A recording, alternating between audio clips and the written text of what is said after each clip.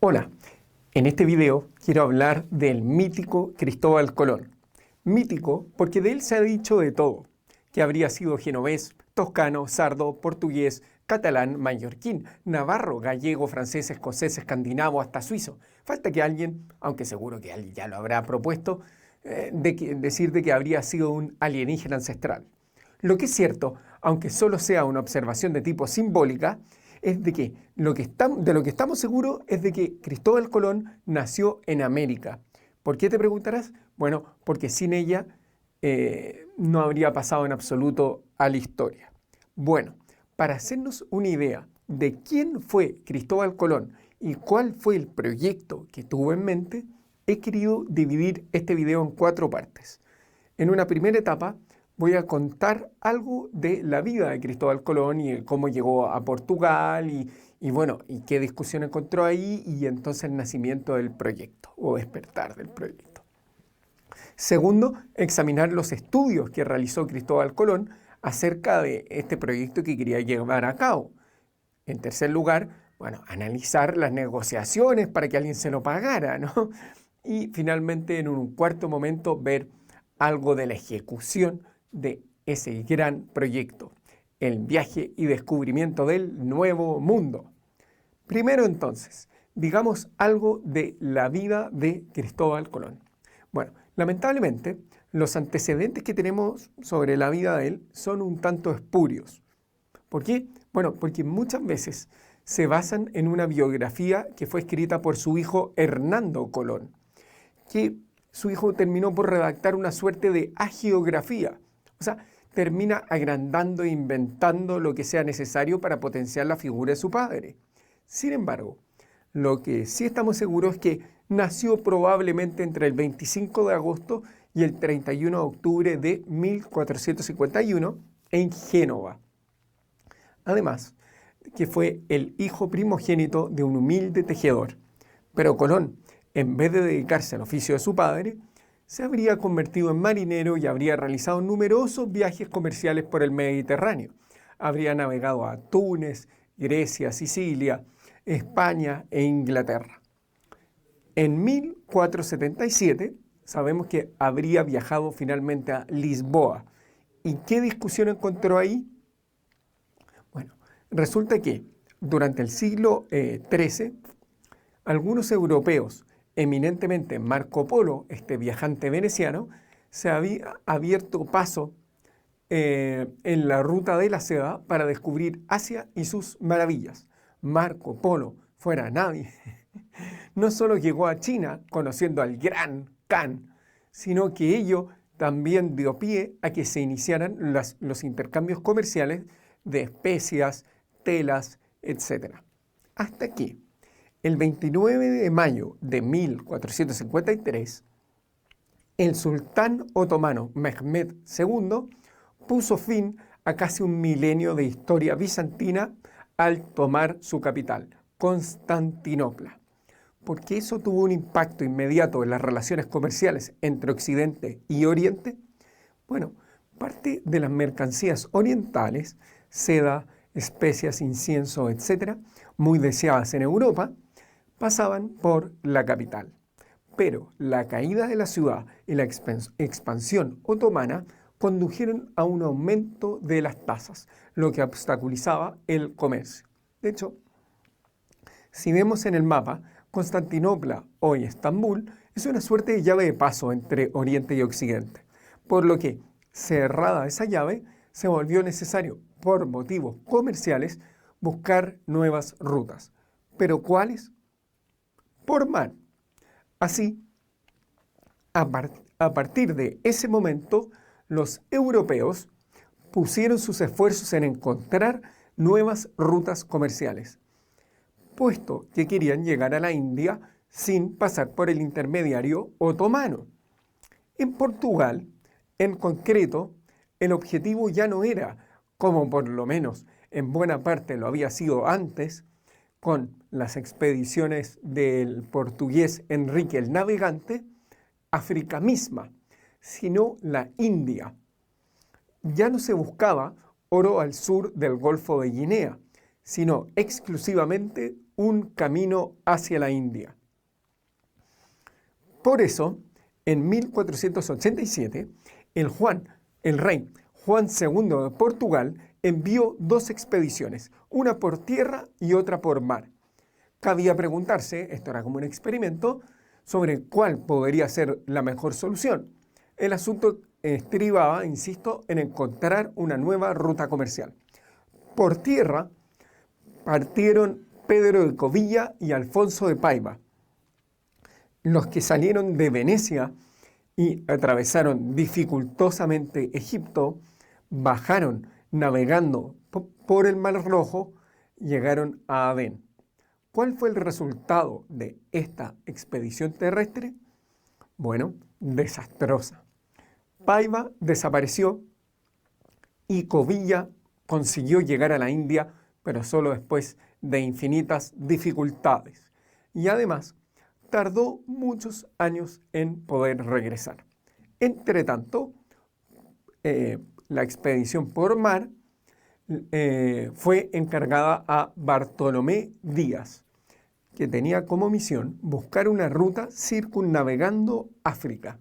Sin embargo, sabemos que el mismo 1487 llegó exitosamente hasta el Cabo, que nombró Cabo de las Tormentas, y que Juan II de Portugal hizo rebautizar como Cabo de Buena Esperanza. ¿Por qué le puso Cabo a las Tormentas? Ya te lo imaginarás. Era tal el oleaje que los marineros le dijeron algo así como lo mismo que me dijo mi ex: bueno, Bartolomé, hasta aquí llegamos, y se volvieron. En cualquier caso, el hallazgo fue extraordinario. Era un camino que abría las puertas del Océano Índico, el camino de los portugueses. Bueno, pero seguro ya lo estarás pensando. Quedaba abierta una nueva posible ruta. Uno dice, bueno, ¿y qué sucede si navegamos hacia el oeste y damos la vuelta a la Tierra? Ajá, por cierto, y aquí me quiero detener. Breve paréntesis. ¿Cuál era el problema de esta estrategia? No es, como tal vez hayas escuchado, que en ese tiempo se pensaba que la Tierra era plana y los marineros temían ser comidos por unos monstruos al final, después de un precipicio. En fin. Ese mito pero tan extendido, ¿no?, fue inventado por el literato norteamericano Washington Irving en su novela Una historia de la vida y viaje de Cristóbal Colón, 1828. Pero, insisto, nadie creía esa estupidez de que la Tierra fuera plana o de que Colón hubiese tenido que esforzarse por defender la esfericidad de la Tierra. ¿Cuál era el problema entonces? Bueno, el punto era, ¿qué tan largo puede ser? ¿Qué tan grande es la Tierra? ¿Podremos llegar? ¿No nos iremos a morir de hambre en el intento? Se trataba de una empresa muy arriesgada, un viajar con los ojos cerrados, porque los mapas hacia el oeste en esa época eran pura especulación, ¿no? Bueno, en ese sentido, el viaje, según las condiciones de posibilidad o las posibilidades de navegación de la época, era tenido como temerario, suicida. Bueno, había algunos indicios de que podía ser abarcable. Se contaban historias de que parece que los vikingos habían llegado a Nueva Escocia, o de que también habían llegado a las costas europeas restos de naufragios que parecían proceder del oeste. Incluso una pareja de salvajes que habrían llegado, y esto lo afirma el propio Cristóbal Colón, al puerto irlandés de Galway.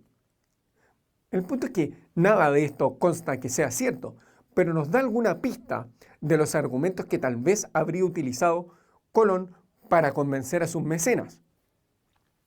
En este escenario es donde aparece la figura de Cristóbal Colón. No creo que sea correcto imaginarnos a Colón como un gran explorador o un conquistador. Era sencillamente un emprendedor que quería hacer un buen negocio, quería ganar riquezas. ¿Y qué hizo entonces? Se puso a estudiar, investigó ¿qué es lo que decían los eruditos respecto al tamaño de la Tierra? Entonces, segundo punto de este video, los estudios de Cristóbal Colón. Con algo más de ambición que cultura o curiosidad, Cristóbal Colón estudió la obra del humanista florentino de segunda fila, por cierto, que se llamaba Paolo del Pozzo Toscanelli. Sabemos que lo estudió porque en la biblioteca de Cristóbal Colón conservamos esta obra con subrayados y notas del mismo Cristóbal Colón. El punto es que la Tierra para Toscanelli tendría un perímetro de únicamente el 74% de su valor real. Si se quiere. El punto es que, si se quiere, esto no se trataba de un error de cálculo de Toscanelli, sino más bien de ignorancia. ¿Por qué? Porque Toscanelli, al estudiar la obra de Alfagari, tomó como iguales dos tipos de millas distintas. El punto es que, al leer esta obra de este astrónomo árabe, leyó millas y no leyó mal, pero entendió, pues no conocía otras, millas cristianas, llamadas también millas latinas, cuya longitud es casi un 30% menor que las millas árabes. Resulta así que las medidas de Alfagari, traducidas directamente al cristiano, equivalen solo a 30.000 kilómetros y no a los 40.000. Ahora bien, el gran descubrimiento de Toscanelli, de que la Tierra mediría 30.000 kilómetros, algo así, todavía no tenía consecuencias decisivas sobre la distancia real de Europa a Asia. ¿Por qué? Porque falta conocer la distribución de las tierras y mares sobre el globo terráqueo. Este punto también lo estudió lo mejor que pudo Toscanelli, aunque preciso es decir que siempre eligió en favor de la solución más favorable a sus teorías. Está claro que la Tierra es esférica, ¿no? Pero suponiendo que los mapamundis que entonces se trazaban incluían la totalidad de las tierras y mares conocidas, la distancia de Portugal a la China, o más aún a Japón, navegando por el Atlántico, porque no se conocía el Pacífico, tenía que ser muy reducida. O sea, lo que calculó Toscanelli es que, calculando el margen de los mapas, debían ser solo unas cientos de millas. Y uno dice, ¿por qué pensó esto? El punto es que Toscanelli tenía en mente que, obvio, todo depende de la proporción de tierras y mares que hayan, ¿no? Y eso, y para esto, Toscanelli, como buen humanista, se apoyó en la opinión de los clásicos. Así, leyendo a Claudio Ptolomeo, intuyó, con cierta dosis de sentido común y una quizá no menor de ingenuidad, que para asegurar la estabilidad del mundo, tierras y mares debían estar repartidos equitativamente. O sea, las tierras debían ocupar unos 180 grados de la longitud geográfica y los mares otro tanto. Además, Marino de Tiro, otro autor, que sabía algo más de las inmensidades de Asia, dio una solución más optimista. Y con esto ya Toscanelli ya se encandilaba. Las tierras debían medir de este a oeste unos 225 grados. Por tanto, claro, los mares solo debían ocupar unos 135. Ahora bien, sigue pensando este optimista de Toscanelli, Marino de Tiro no conocía los viajes de Marco Polo. ¡Ajá! Y de los relatos de Marco Polo puede deducirse que las costas de China se encuentran 28 grados más al este de lo que se creía. O sea que las tierras se extienden unos 253 grados y a los mares solo les quedan 107. Pero todavía hay más. Marco Polo habla de la isla de Zipango o Japón, que se encontraría a unas 1.700 millas de China, ¿no? De hecho, Marco Polo habla de distancia y Toscanelli interpreta que esa distancia es en sentido este-oeste, aunque en realidad es casi norte-sur. Bueno, esas 1.700 millas, va a entender Toscanelli, suponen unos 28 grados más, o sea, estamos hablando de 281 grados. Por tanto, Portugal a Zipango solo quedan unos 79 grados de mar, o sea, unas 4.362 millas, pero esto sería en el Ecuador. Y Toscanelli, que sabía algo de geometría esférica y no desconocía que en las latitudes medias la distancia entre meridianos es más corta, para eso trazó en un mapa unos meridianos oblicuos y dedujo que a la altura de Lisboa, 79 grados no serían más que unas 3.500 millas. Una distancia hiperabarcable. De hecho, los portugueses habían navegado a lo largo de la costa africana distancias mucho mayores. El error de Toscanelli es doble, entonces. Por un lado, confunde millas árabes con millas cristianas y por otro recoge testimonios inciertos y entre ellos siempre elige los más favorables a su tesis. Para que nos hagamos una idea, Japón no está a 3.500 millas al oeste de Lisboa, sino a 15.000 millas y América de por medio. Bueno, o sea, digámoslo sin tapujo, una mugre la teoría de Toscanelli, pero aquí es donde aparece lo notable. El punto es que, entre todos los autores que pudo haber escogido Colón, era tal su deseo que se empecinó con el mapa de Toscanelli.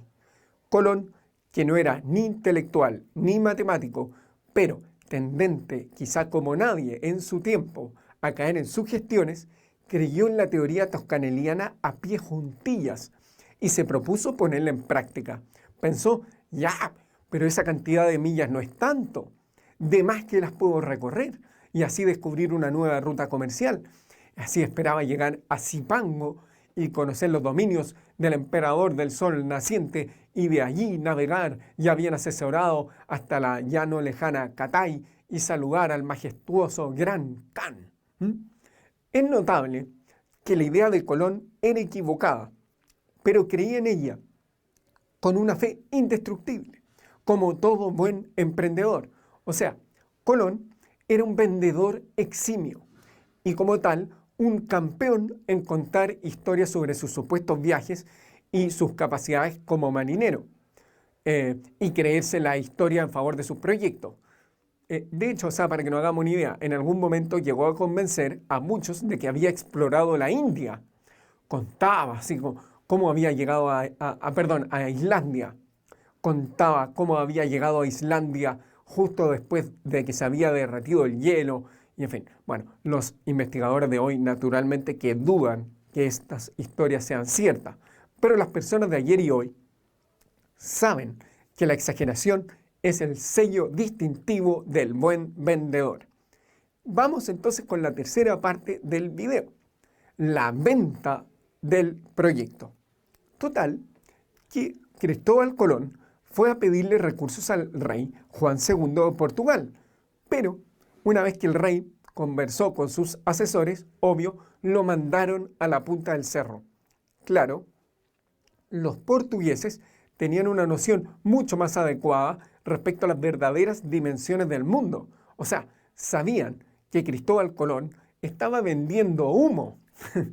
Después de su fracaso en Portugal, ¿qué hizo Colón? Bueno, partió a tratar de convencer a los reyes católicos.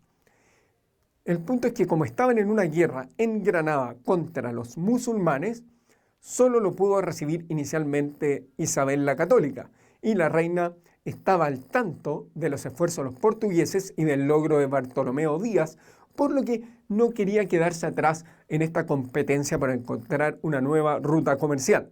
De ahí provino el interés de escuchar a Colón. Sin embargo, el confesor de la reina, Hernando de Talavera, le dijo que lo mandara a volar, ¿no? Y así fue. Isabel le dijo, mire, muchas gracias, no. Pero, obvio, Cristóbal Colón no se iba a quedar así. ¿Qué hizo? Partió al norte, a Francia, a ver quién le podía pagar la expedición. Total, que cuando pasó por la ciudad de Palos, en España, ¿no?, se detuvo a alojar en un viejo convento, los frailes de la Rábida, ¿no? Y ahí conoció al monje Juan Pérez, prior de este monasterio. Y claro, este monje le habrá preguntado en qué andaba. Y Colón, como buen emprendedor, soltó todo el discurso. que las especias, que la ruta sería mucho más corta y segura, que Toscanelli, bla, bla, bla, bla, bla. Y total, el monje quedó fascinado y pensó que sería una pena que España se perdiera esta oportunidad. Así, este monje contactó a García Hernández, un experto en cosmografía y astronomía, para que conversara con Colón. Curiosamente, lo consideraron realizable y le dijeron a Colón que se iban a conseguir una reunión con la reina. Feliz coincidencia de que justo había acabado la guerra en Granada, por lo que además pudo reunirse con el rey Fernando, que debe haber estado de buen ánimo. Y ahí es donde aparecen las famosas discusiones en la Universidad de Salamanca. Por cierto, al respecto de estas discusiones hay mucha leyenda negra. Prácticamente que la Inquisición en estas discusiones quería quemar a Colón por pensar que la Tierra fuera esférica, o que este pensamiento oscurantista de estos inquisidores se oponía a este espíritu explorador que buscaba estas nuevas tierras de Colón, ¿no? Quizá este error o esta interpretación haya sido causa de, o inventada por alguien, ¿no? Por decir de que el plan colombino fue sometido a una comisión de teólogos de la Universidad de Salamanca. El punto es que esto no es del todo exacto. ¿Por qué? Porque es necesario precisar o recordar que la carrera de teología en la época era la más difícil y completa del elenco universitario, y como tal incluía muchas disciplinas no teológicas o filosóficas, entre las cuales se encontraban la astronomía y la cosmología. Pero, aunque las conversaciones se desarrollaron en Córdoba y más tarde en Salamanca, no existe prueba documental de que en ellas hayan participado profesores de aquella universidad. Por otra parte, de la preparación de los técnicos españoles que participaron en esa discusión, no parece que pueda dudarse, puesto que coincidieron en sus criterios con los de los portugueses, es decir, coincidieron en sus cálculos.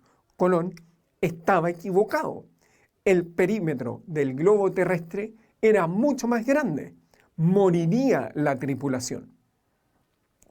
Cualquiera fueran las razones, probablemente más del tipo, a lo más Cristóbal Colón esté equivocado y se muere, Fernando e Isabel finalmente accedieron al proyecto y requerimientos de Colón, las llamadas capitulaciones de Santa Fe, que, aparte de concederle algunos medios económicos a Colón, además le prometían títulos de almirante y posibles riquezas venideras. Bueno, los monarcas le prestaron 2 millones de maravedíes, monedas de bronce de la época, para arrendar y armar 3 navíos proporcionados por la ciudad de Palos. Esta expedición, destinada al descubrimiento de América, no partió, y esto es curioso, como hubiera sido lo más lógico, de Sevilla o Cádiz o el puerto de Santa María o Sanlúcar de Barrameda, sino del pequeño puerto de Palos de la Frontera. ¿Por qué? Bueno, las razones pueden estar relacionadas con la influencia de los frailes de la Rábida, muy afecto a las ideas de Colón, pero sin duda mucho más con un hecho que vino a facilitar las cosas. Los paleños habían sido castigados a servir a los reyes con unos navíos, 2 o 3 carabelas. El castigo no se debía, como repetidamente se afirma, a ningún delito cometido por los vecinos de este pueblo, sino más bien al impago de impuestos. Y los reyes le obligaron entonces a esta gente a ceder a Colón aquellas 2 carabelas, la Pinta y la Niña. En esta, Colón se puso en contacto con el armador Martín Alonso Pinzón, que puso a su disposición 2 carabelas, la Pinta y la Niña, ¿no? La carabela, por cierto, es en la época la embarcación más adecuada para navegar en alta mar. ¿Por qué? Porque al utilizar menos madera, las carabelas del siglo XV eran mucho más ligeras, lo que limitaba el calado, esto es la profundidad de la parte sumergida, y aumentaba su rendimiento y facilitaba las maniobras. De hecho, tenía una longitud de unos 23 metros con una anchura de 6,5. La carabela dispone de 3 o 4 mástiles dotados a su vez de velas cuadradas para la propulsión y de una vela triangular. Sobre el tercer navío hubo más dudas. Quizá no existía otra carabela disponible en aquel momento, o el futuro almirante prefirió comandar una nave más grande y majestuosa, aunque menos apta para esta función. Sea cual fuera la razón, Colón encuentra la oportunidad de la mano del armador Juan de la Cosa y compra una carraca, un tipo de navío de grandes dimensiones, llamado La Gallega. Más redondeada que una carabela, es también más imponente y por tanto menos rápida, pero puede cargar hasta 110 toneladas, mientras que las carabelas solo 60. Colón, claro, la rebautiza inmediatamente como la Santa María y la convierte en la nave capitana de la expedición. A continuación, el almirante tenía que reclutar tripulaciones para cada uno de los navíos, pero la expedición de Colón es, para muchos, un viaje sin retorno, y el miedo y la incertidumbre están a la orden del día. Por ello, conseguir personas dispuestas a participar en una aventura de este calibre no es una tarea fácil. No obstante, con la ayuda de los armadores, en fin, Colón logra reunir a marineros listos para la búsqueda de la fortuna. 22 en la Niña, 26 en la Pinta, 39 en la Santa María. Y entonces los navíos se cargan con víveres para 15 meses y agua para 6. Todo entonces está preparado por fin. La aventura podía comenzar. Y así vamos con la última parte de este video. Revisemos algo de la ejecución del proyecto. El 3 de agosto de 1492, la epopeya comienza con la partida desde Palos. Sabemos por el diario de viaje de Colón que el 7 de agosto se averió el timón de la Pinta, al punto que el 8 de agosto Colón tenía decidido abandonarla, esta carabela, en Canarias. Como fuere, el 9 de agosto llegan a las Islas Canarias, donde recalaron casi un mes y fue reparada la Pinta, para finalmente, el 6 de septiembre, abrirse hacia la gran aventura, la exploración del oeste. De hecho, los tripulantes no van a volver a avistar tierra hasta el 12 de octubre, cuando Cristóbal Colón, creyendo haber llegado a Asia, había llegado a las Bahamas, Cuba y la Española. Para que nos hagamos una idea, Colón se orientaba del siguiente modo. Tenía un mapa que no describía nada del océano hacia el oeste, solo que más allá habría una isla llamada Zipango, o sea, navegaba a ojos cerrados. El método para determinar la posición en el mar era llamada navegación por estimación. La posición era determinada por 3 variables: el punto de origen, la velocidad y el tiempo. Con un buen viento, una carabela podía alcanzar entre 4,4 y 6 nudos. Con poco viento, 1 a 3 nudos. Para medir el tiempo, Colón tenía un reloj de arena. De noche se ubicaba con la estrella polar norte y para medir la distancia, y esto lo hacía determinando el ángulo con un astrolabio. Para calmar a la tripulación, sabemos por el mismo diario de viaje del almirante que éste les iba mintiendo de que habían avanzado menos de lo que realmente lo habían hecho.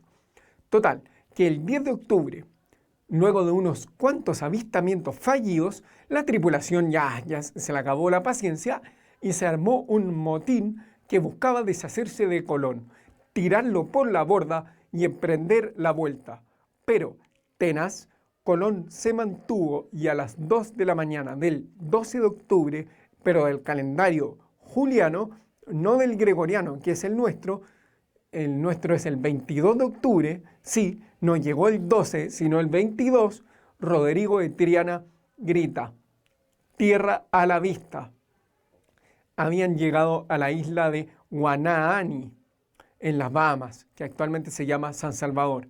Colón creyó haber llegado a unas islas cercanas a Japón, las que llamó así como genéricamente las Indias.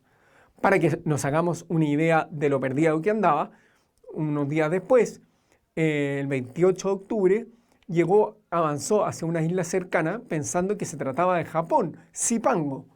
Y cuando llegó, bueno, dijo, no me imaginaba así a Japón, mira qué bonito.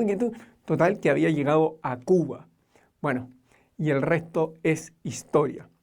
El viaje de 1492 fue producto, como han dicho algunos, del error más fecundo de la historia.